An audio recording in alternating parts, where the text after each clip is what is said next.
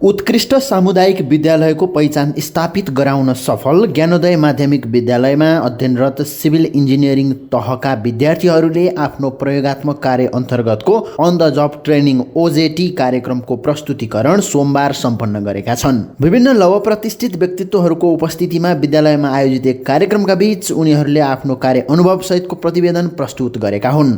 विशेष गरी civil engineering तहका विद्यार्थीहरूलाई उनीहरूले सिकेको सैद्धान्तिक ज्ञानलाई दैनिक व्यवहारमा कार्यान्वयन गरी बाहिरी वातावरण र कार्यगत क्षेत्रमा अनुभवी गराउन यस्ता प्र्याक्टिकल बेसका कार्यक्रम सफल र उपयोगी सिद्ध हुने उद्देश्यले यो कार्यक्रम कोर्समा नै अनिवार्य गरिएको हो। सोमबार सम्पन्न प्रस्तुतिकरणबाट धेरै हदसम्म सिभिल इन्जिनियरिङ तहका विद्यार्थीहरूले व्यावहारिक ज्ञान पाएको अनुभव भएको विद्यालयका प्रधानाध्यापक नातिकाजी महर्जनले बताउनुभयो।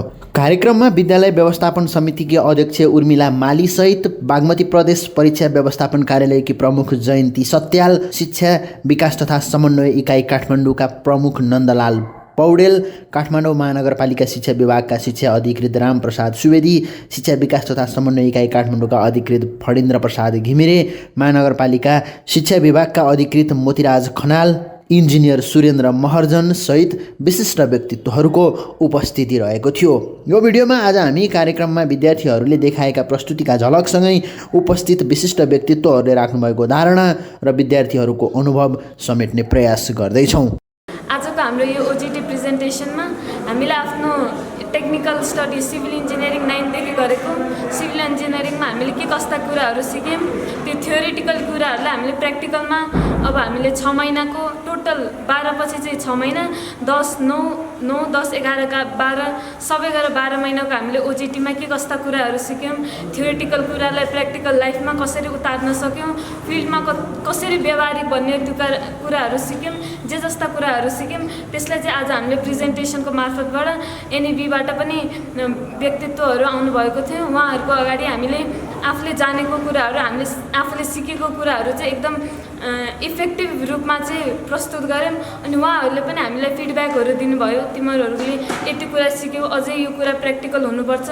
अनि एज अ होल चाहिँ पुरै प्रेजेन्टेसनमा आफ्नो साथीहरूको आफ्नो सबै गरेर चाहिँ हामीले धेरै प्रेजेन्टेसन दिने तरिकादेखि लिएर के कस्ता कुराहरू सिक्यौँ त्यसलाई सबै सामु देखाउन प्रस्तुत गर्न सक्यौँ। हामीले यो 6 महिना हाम्रो 12 पछिको यो 6 महिनाको ओजिटी पिरियडमा चाहिँ हामी डाइरेक्ट फिल्डमा गएर इन्जिनियरसँगै फिल्ड हेर्ने, फिल्डमा आफ्नो पनि संलग्नता देखाउने अनि के कस्ता काम गरेछौँ त्यसमा नै हामीले आफूले जानेको कुराहरू पनि देखायौँ अनि हामीले आफै नयाँ कुराहरू पनि इन्जिनियरबाट सिक्न मिल्यौँ, वर्करहरूसँग डिल गर्न जान्यौँ, कसरी as a whole team work कसरी गर्नुपर्छ, ती सबै नयाँ कुराहरू चाहिँ एकदम नयाँ साइड सेफ्टीको कुरा, धेरै नयाँ कुराहरू चाहिँ हामीले सिक्न पायौँ। हामीले गर्नुपर्ने भनेको चाहिँ के अरे रियल फिल्डमै गएर नै हामीले इन्जिनियरहरूसँग चाहिँ उहाँको सुपरभिजनको अन्डरमा चाहिँ हामीले यस्तो काम गर्नुपर्छ, हामीले यस्तो गर्नुहुन्न, हाम्रो अनि वर्करहरूसँगको बिहेभियर, उहाँहरूलाई कसरी डाइरेक्ट गर्ने भनेर धेरै कुरा सिक्न पाइन्छ।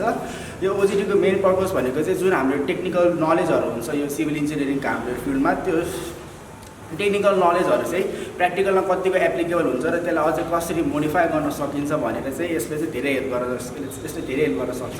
9 क्लासदेखि चाहिँ हाम्रो स्कुलमा चाहिँ सिभिल इन्जिनियरिङ पढाइ भइरहेछ अनि त्यही अन्तर्गत चाहिँ मैले अब अहिले चाहिँ ओजिटी हामीले अहिले आज चाहिँ ओजिटीको प्रेजेन्टेसन भयो। अब हामीले अब थ्योरिटिकल नलेज त हामीले पाइरहेकै हुन्थ्यौँ होइन, अब यहाँ त अब अलिअलि याद गरेर भए पनि एक्जाममा गरिहाल्थ्यौँ रटेर भए पनि, तर फिल्डमा जाँदाखेरि चाहिँ धेरै कुराहरू सिक्न पायौँ। अब प्र्याक्टिकल्ली चाहिँ अलि छुट्टै नै हुँदो रहेछ, अब धेरै कुराहरू सिक्यौँ। अब प्र्याक्टिकल गर्दाखेरि चाहिँ कन्फिडेन्ट पनि बिल्डअप भयो होइन, व्यवहारिक ज्ञान पनि धेरै कुरा सिक्न पाइयो। आज चाहिँ हामीले ओजिटी प्रिपरेसनको बारेमा हामीले प्रेजेन्टेसन गरेका थियौँ, जुन चाहिँ हामीले लगभग 12 महिना गरेको थियौँ, लगभग एक वर्ष गरेको थियौँ, जुन चाहिँ हामी 9 कक्षादेखि लिएर 12 कक्षासम्मको टोटल प्रेजेन्टेसन आज हामीले गरेको थियौँ। हामीले 9 कक्षा, 10 कक्षा, 11, 12 कक्षा 3 महिना गर्ने ओजिटी प्रिपरेसनको प्रेजेन्टेसन गरेको थियौँ। आज सोचे जस्तो कुरा चाहिँ धेरै फरक पाउने रहेछ भन्दाखेरि प्लस हामीले कुरा काम गर्दा पनि हामीले कन्फिडेन्स बिल्ड हुन्छ र हामीले यो काम गर्न सक्छौँ भन्ने एउटा सोच आउँछ। काम गर्दाखेरि मलाई फाइदा भनेपछि चाहिँ मैले यो नयाँ कुरा जान्न थालेँ। यो बिल्डिङ के गरी बनाउने, यो बिल्डिङलाई बनाउने भन्दा पहिला के गर्ने, प्लस हामी इन्जिनियर्सहरू ठुल्ठुलो मान्छेहरूसँग के गरी कम्युनिकेसन गर्ने भन्ने सब कुरा मैले थाहा पाएँ। मलाई पनि फाइदा भयो, ताकि यो मैले जे सिकेँ नि आज यो प्र्याक्टिकल या फिल्डमा गएर यो ओजिटीको बारेमा, त्यो ओजिटीको बारेमा मलाई पछि पनि के फाइदा हुनेछ र पछि मलाई त्यसले हेल्प गर्छ। यो चाहिँ अब जस्तो अहिले यो स्कुल लेभलमा जुन यो व्यवहारिक कक्षाहरू जस्तो यो टेक्निकल एजुकेसन दिने क्रममा यो सिभिल इन्जिनियरिङको चाहिँ तपाईँको 4 वर्ष 9 देखि 12 सम्म चाहिँ हाम्रो पढाइ हुन्छ। त्यसमा चाहिँ हाम्रो ओजेटी भनेर 1 वर्षको एक्स्ट्रा गर्नुपर्छ र त्यो 1 वर्ष छुट्टै गर्दाखेरि समय खेर जाने कारणले गर्दाखेरि चाहिँ हामीले 10मा 3 महिनाको, 11मा 3 महिनाको र 12मा आइसकेपछि 6 महिना गरेर 6 + 6 गरेर 1 वर्षको चाहिँ हामीले ओजिटी गराउने गरेका छौँ होइन। त्यसै क्रममा चाहिँ ओजिटी गर्ने क्रम चाहिँ हामीले पत्र पठाएर हामीले विभिन्न अब निजी कम्पनी, कन्स्ट्रक्सन कम्पनीहरू होइन, त्यसपछि कन्सल्टेन्टहरूलाई चाहिँ पत्र पठाएर त्यसमा चाहिँ अनि उहाँहरूलाई चाहिँ त्यहाँ अन्डर जब ट्रेनिङमा चाहिँ इङ्गेज गराएर चाहिँ त्यहाँ त्यो सम्बन्धित निकायको कामहरूमा चाहिँ विद्यार्थीहरू इन्भल्भ भएर होइन 6 महिनासम्म इन्भल्भ भएर उनीहरूले जे कुराहरू सिकेको छ त्यो कुराहरूको आजको दिनमा चाहिँ उनीहरूले प्रस्तुतिकरण दिएको उनीहरूको फाइनल प्रेजेन्टेसन हो। भाइ बहिनीहरूले अन्डर जब ट्रेनिङमा जुन उनीहरूले कुरा गरेर आज प्रेजेन्टेसन यहाँ प्रस्तुतिकरण गर्नुभयो, त्यसमा प्र्याक्टिकल सँगसँगै डकुमेन्टेसनको पनि अलिकति पार्टलाई हामीले हेर्नुपर्ने हुन्छ। हरेक निर्माणमा अहिले डकुमेन्टेसन पनि अति नै आवश्यक छ। मैले किन जोडेँ भने हामीले सुरुमा कुनै क्षेत्रमा कुनै कन्स्ट्रक्सन सुरु हुनु पूर्व त्यसको आइए वातावरणीय परिवेक्षण वातावरणीय आदि कुराहरू त्यो अझ त्योभन्दा अगाडि ल्यान्ड एक्विजिसन, ल्यान्ड कम्पनसेसन कुराहरू पनि हुन्छन्। जति कतिपय निर्माणमा हामीले मुआवजा दिएर कुनै निजी व्यक्तिगत जग्गा अधिग्रहण गरेर पनि कार्य सुरु गर्नुपर्ने हुन्छ। जस्तै अहिले यो नागढुङ्गाको टनेलमा मुआवजाको समस्या अलिक भएको कारणले कतिपय निर्माणमा अवरोधहरू कायम छ। मैले किन जोडेको भने इन्जिनियरले हरेक पार्टलाई हेर्नुपर्ने हुन्छ त्यो कुनै पनि निर्माणको। त्यसपछि गएर हामी डिपिआरमा जान्छौँ, डिपिआर पछि गएर हामीले जोइन्ट सर्वे गर्ने बेलामा अलिकति कम्बाइनेसन भएन, कोअर्डिनेसन भएन भने पछि यहाँ भाइहरूले देखाउनु भएको थियो इस्टिमेट इरर भनेर। इस्टिमेट इरर भनेर किन भएको भने हामी साइडमा नगइकन एउटा कन्सल्टेन्टले एउटा फर्मेट हुन्छ, फर्मेटमा भत्सुको आधारमा बजेट एमाउन्ट हेरेर त्यसपछि त्यसलाई इस्टिमेट गरिदिन्छ। तर हामीले चाहिँ फिल्डमै गएर आफू प्रत्यक्ष संलग्न भएर त्यसलाई यदि नापजाँच गरेनौँ भने हामीले वास्तविक इस्टिमेट बनाउन सक्दैनौँ, जसले गर्दा निर्माणको क्रममा त्यसमा भएका आइटमहरूमा घटबड हुन जान्छ। त्यसैले यी कुराहरूमा पनि इन्जिनियर पढ्ने भाइ बहिनीहरूले चाहिँ अवश्य ध्यान दिनुपर्ने हुन्छ। आगामी दिनहरूमा एउटा सुझाव मात्र। सिकाइ भनेको के हो भन्दाखेरि निरन्तर हुने प्रक्रिया हो, जीवन पर्यन्त चलिरहने प्रक्रिया हो, लाइफ लङ प्रक्रिया हो। त्यही भएर चाहिँ यस्तो चिजहरूमा चाहिँ आफै इन्भल्भ भएर, आफै चाहिँ उत्सुक भएर, आफै इनर्जेटिक भएर चाहिँ लागेको खण्डमा चाहिँ हामी धेरै कुरा सिक्न पाइन्छौँ होइन। त्यसैको लागि त्यही उद्देश्यको लागि चाहिँ यो ओजिटी कार्यक्रमहरू राखिएको। झन् यो टेक्निकल विषयमा त यस्तो चिजहरू चाहिँ अत्यावश्यक हुन्छ। मैले यसरी नै डिप्लोमा पढ्दाखेरि यस्तो ओजिटी कार्यक्रम थिएन। आइओ अन्तर्गत डिप्लोमा गरेको थिएँ, त्यति बेला यस्तो ओजिटी कार्यक्रमहरू थिएन। अहिले जुन यस्तो कार्यक्रमहरूले गर्दाखेरि तिमीहरूमा चाहिँ रिपोर्ट राइटिङ गर्नेदेखि लिएर फिल्डमा हुने चाहिँ विभिन्न समस्याहरूको चाहिँ समाधान गर्ने त्यस्ता क्षमताहरू अभिवृद्धि गर्ने मौका पाउँछ कि। त्यही भएर यसमा चाहिँ तिमीहरूले हेरचेक्राइ गर्नु पटक्कै हुँदैन। यसले तिमीहरूको आफ्नो व्यक्ति विकासमा पनि निकै टेवा पुर्याउनु भएकोले साथसाथै पछि तिमीहरूको चाहिँ प्रोफेसनल पेसागत विकासमा पनि निकै टेवा पुर्याउने भएको भएर तिमीहरू आफै चाहिँ उत्सुक भएर लाग्नुपर्ने हुन्छ। वर्षमा तिमीलाई थाहा छ छैन, वर्षमा लगभग 10,000 जति इन्जिनियर उत्पादन हुन्छ। त्यो 10,000मा एकजना इन्जिनियर मात्र यस्तो चाहिँ उत्पादन हुन्छ जो चाहिँ नाम गरिएको हुन्छ।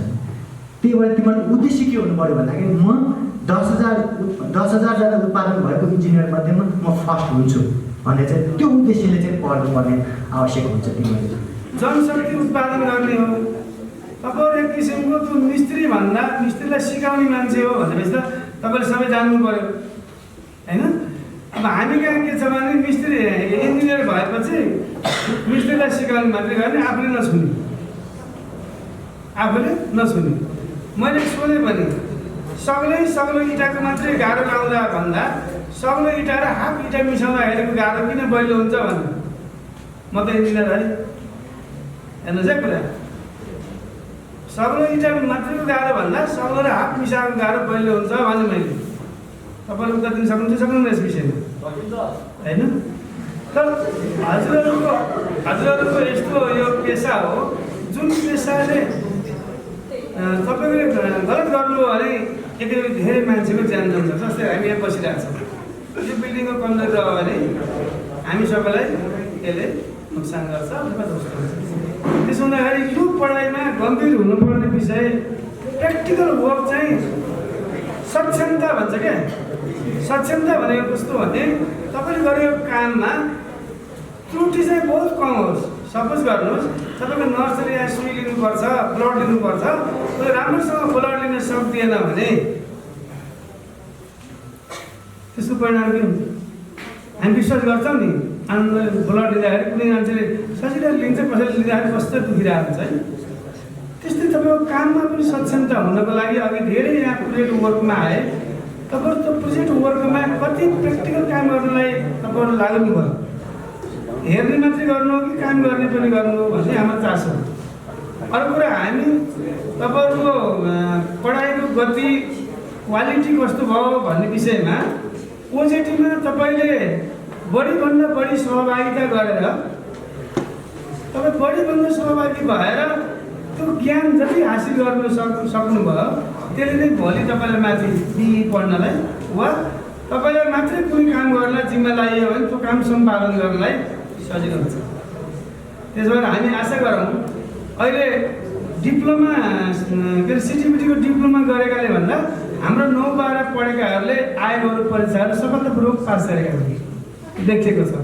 गत साल 3वटा, अहिले चाहिँ 5वटा विद्यालयहरूमा प्राविधिक विषय थप गर्ने योजना बनेको छ।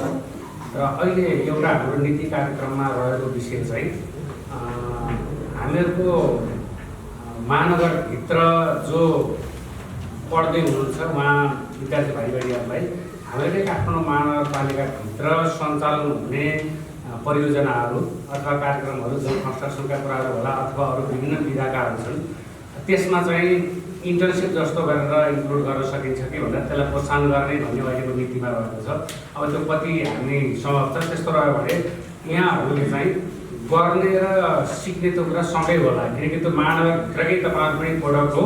महानगरकै लगानीमा तपाईँहरू काम गर्दै हुनुहुन्छ, पढ्दै हुनुहुन्छ र महानगरकै योजना हाम्रो चल्दैछ भने जस्तै महानगरले नै रोड कन्स्ट्रक्सन गर्दैछ भनेदेखि तपाईँहरू पनि त्यहाँ चाहिँ रोड कन्स्ट्रक्सनमा त्यहाँको हाम्रो महानगरको चाहिँ पूर्वाधार विभागको सब इन्जिनियर सँगसँगै तपाईँहरू पनि त्यसमा सँगै इन्भल्भ हुनुहुन्छ। उहाँहरूले जे काम गर्नुहुन्छ त्यो काममा तपाईँहरू सँगसँगै काम पनि गर्नुहुन्छ, प्लस त्यहाँ चाहिँ अरू सुपरभिजन अरू कुराहरू पनि त्यो सँगै गर्नुहुन्छ र रिपोर्टिङ गर्नुहुन्छ।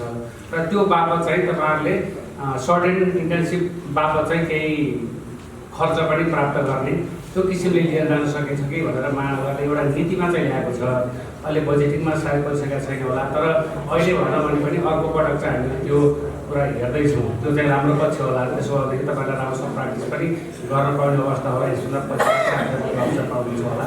अहिले यहाँ जुन साइटहरूमा यहाँले पठाउनु भएको छ विभिन्न किसिमका फरक किसिमका विधाहरूमा अनुभव लिने गरी यहाँले पठाउनु भएको छ र केही सुझावका कुराहरू हाम्रो प्रमुख अतिथिज्यूले हाम्रो नन्दलाल सरले लगायत हामीहरूले पनि केही सुझावहरू यसमा राखेका छौँ। यसको अर्थ यसलाई तपाईँहरूले गरेको कुरालाई अझै विन्यास गर्न सक्नुहुन्छ, अझै राम्रो बनाउन सक्नुहुन्छ भन्ने मात्रै हाम्रो यसमा उद्देश्य हो। जे गर्नु भएको छ त्यसमा अहिले आएका सुझावहरूलाई अब अहिलेकै रिपोर्टिङमा तपाईँले प्लस गर्न सक्दिरहेछ भने तपाईँहरूले प्लस गर्नुहुन्छ, नभए छ भनेदेखि यहाँको म्यानेजमेन्ट टिमले अब आउने अर्को क्लासको टिमहरूलाई अहिलेका सुझावहरूलाई इन्क्लुड गरेर त्यो ढङ्गले अर्को टिमहरूलाई तयार गर्नु होला। जस्तै विगतदेखि जुन प्राविधिक धारको आफ्ना कक्षाहरू सञ्चालन गरेका छ सिभिल इन्जिनियरिङ, यसमा हामीले 10 क्लासको पनि हेरेका छौँ, 11को पनि हेरेका छौँ, 12को पनि हेरेका छौँ। निरन्तर हामी हेरिराखेका छौँ र सबै ओजेटीमा म सम्भव भएसम्म आएको पनि छु।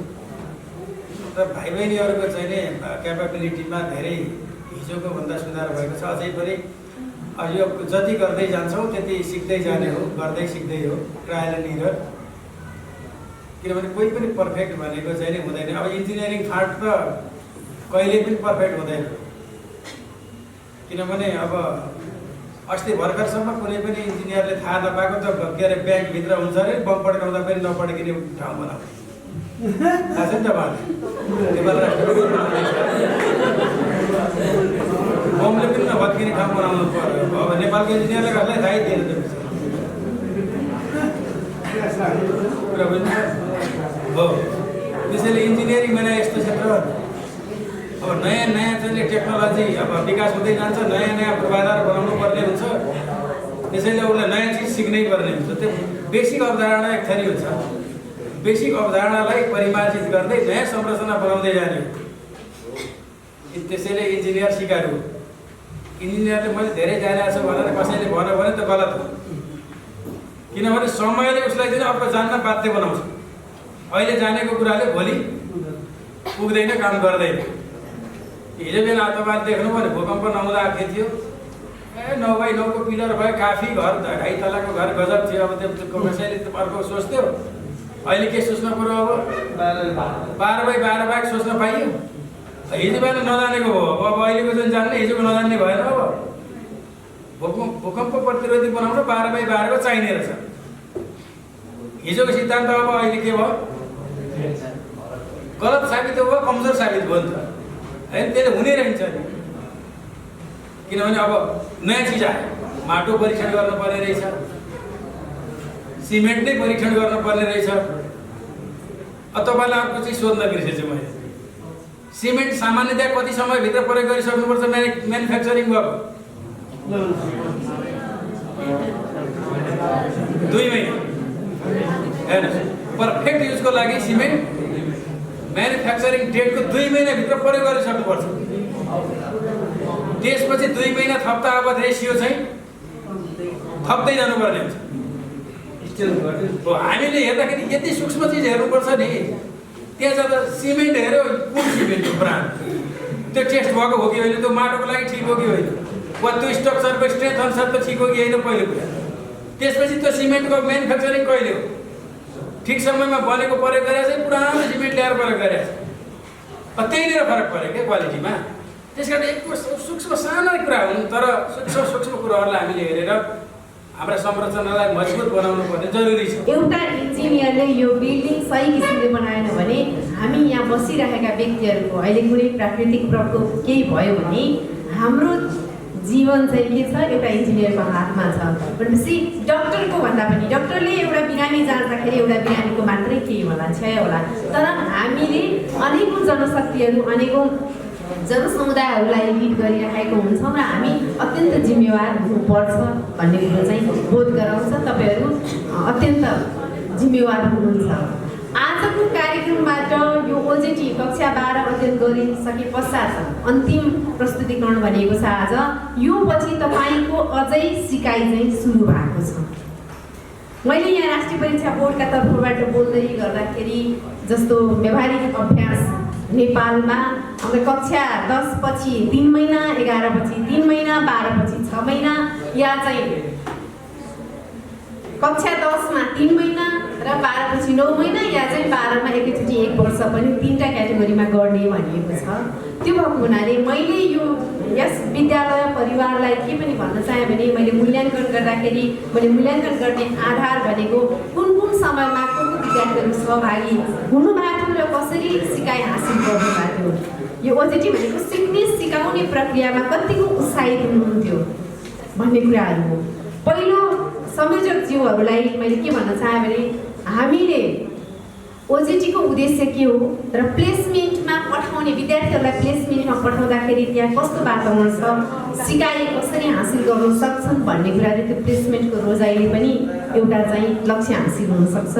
र तपाईँहरू जुन जुन ठाउँमा जानु भएको छ त्यहाँ जाँदाखेरि सुपरभाइजरहरूले तपाईँहरूलाई कतिको गाइड गर्नुभयो र यो मात्रै जस्तो बिचमा पनि यो सेमिनार आज फाइनल भए पनि बिचमा तपाईँहरूले कतिको गर्नुभएको छ इन्टरेक्सन यहाँको संयोजकज्यूहरू, उहाँको सुपरभाइजर र तपाईँ विद्यार्थी भाइ बहिनीहरूले सिकेका कुराहरू यहाँ संयोजकज्यूहरूलाई यसरी सिके भनेर मन्थली क्विकली मन्थली कसरी जान सकिन्छ? 2 महिनामा कसरी यो सानो सानो प्रेजेन्टेसन चाहिँ भइराख्नुपर्छ पहिल्यै पनि त्यो सिकाइको क्रमलाई जारी राख्नको लागि भन्न चाहन्छु।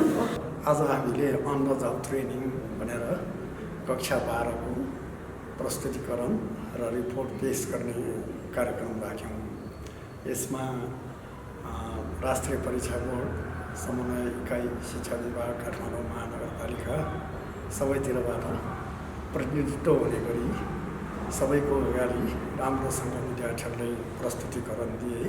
आज ज्ञानोदय स्कुलको कक्षा 12 को अन द जब ट्रेनिङको 6 महिना तालिमपछि प्रेजेन्टेसन कार्य भयो। म आजको प्रेजेन्टेसनबाट एकदम उत्साहित भएँ। कोभिडले थलथली पारिरहेको अवस्थामा पनि हाम्रा विद्यार्थीहरूले विभिन्न उपत्यकाभित्र उपत्यका बाहिरका विभिन्न साइटहरूमा भइरहेको निर्माण कार्यमा अन द जब ट्रेनिङमा 6 महिना सहभागी भएर त्यहाँबाट डकुमेन्टेसन रिपोर्ट आज जुन प्रस्तुतिकरण गर्नुभयो, विद्यार्थी भाइ बहिनीहरूले गरेको त्यो काम प्रतिवेदन हेर्दाखेरि कोभिड भए जस्तै मलाई महसुस भएन। कोभिडले सङ्क्रमण भइरहेको यो अवस्थामा पनि विद्यार्थीहरू लगनशील भएर एउटा स्किलफुल म्यान पावर आफूलाई बनाउनको लागि जुन किसिमले उत्साहित भएर काम गरे त्यो अनुकरणीय छ। र यस्तो किसिमको फिल्डमा गएर काम गर्दाखेरि विद्यार्थीहरूले कक्षा कोठाभित्र सिकेका जुन कुराहरू छन् र त्यो प्र्याक्टिकल फिल्डमा जाँदाखेरि त्यसलाई कसरी व्यवहारमा उतार्ने र थ्योरिटिकल पढेको र प्र्याक्टिकलमा आफूले फोएका कुराहरूलाई कम्पेयर गर्ने र सिकेका कुराहरू व्यवहारमा लागू गर्ने र साइटमा आफूभन्दा senior, junior, skill, non skill विभिन्न किसिमका मान्छेहरूसँग भेटघाट हुने, उनीहरूसँग कुराहरू सेयर गर्नुपर्ने, सिक्नुपर्ने, प्रश्नहरू गर्नुपर्ने, उहाँहरूको आइडिया आफूले लिनुपर्ने, यस्ता काममा विद्यार्थीहरू भुक्तभोगी हुने गरी त्यहाँ सिक्न पाउने यो अन द जब ट्रेनिङ यो टेक्निकल स्टुडेन्टहरूको लागि एकदमै महत्त्वपूर्ण छ। र अहिले जे भइरहेको छ त्यसमा गभर्मेन्टले पनि यो अन द जब ट्रेनिङ र यो स्किलफुल म्यान पावर तयार गर्नको लागि विद्यालय तहमा धेरै लगानी गरिरहेको छ। यसलाई अझै राम्रो बनाउनको लागि on the job training income generate हुने किसिमको बनाउनु आवश्यक हुन्छ। जुन साइटमा विद्यार्थीहरू खटेर जान्छन् त्यो ठाउँमा सिक्नुको साथसाथै उनीहरूले इन्कम जेनेरेट गर्न सक्ने इन्भाइरोमेन्ट पनि बन्यो भने कन्स्ट्रक्सन साइट, कन्स्ट्रक्सन कम्पनीलाई पनि एउटा म्यान पावर पाउँछ, सजिलो हुन्छ। यता विद्यार्थीहरूले इन्कम पनि गरिकन काम सिक्न पाउँदाखेरि अझै उनीहरू बढी मेहनती हुने, काम राम्रोसँग हुने जस्तो मलाई लाग्छ। त्यसकारण काठमाडौँ महानगरपालिका त्यस्तै भौतिक निर्माण तथा शहरी विकास कार्यालय र देशका विभिन्न निर्माणसँग, कन्स्ट्रक्सनसँग सम्बन्धित निकायहरूले यसरी अध्ययनरत विद्यार्थीहरूलाई काममा लगाएर इन्कम हुने किसिमले उनीहरूलाई आइडियाहरू सेयरिङ गर्ने, कामहरू सिकाउने एउटा त्यस्तो किसिमको व्यवधान अनिवार्य गरिदिन सकेको खण्डमा यो अन द जब ट्रेनिङ अझ बढी प्रभावकारी हुन्छ भन्ने मलाई लागेको छ। आजका प्रेजेन्टेसन दिने भाइ बहिनीहरूलाई म धेरै धेरै धन्यवाद दिन चाहन्छु। साथै आजका इन्जिनियर साहब सुरेन्द्र महाजनजीलाई पनि उहाँले विद्यार्थीलाई प्रश्न राखेर उहाँले सुझाव दिनुभएकोमा उहाँलाई पनि म धेरै धन्यवाद दिन चाहन्छु। आजका प्रेजेन्टेसनमा को लागि आउनुभएका भाइ बहिनीहरूलाई धेरै धेरै धन्यवाद। आजका यो प्रेजेन्टेसनमा अब त्यो योभन्दा पनि राम्रो गरेर यस स्कुलमा ज्ञानोदय स्कुलको नाम रोशन राख्न उहाँहरूलाई म धेरै धेरै रिक्वेस्ट गर्न चाहन्छु। गर्ने पनि हुनेछ। उहाँहरूले यो विद्यालयको नाम, यो ज्ञानोदय विद्यालयको नाम उच्च राख्नु म अनुरोध गर्न चाहन्छु।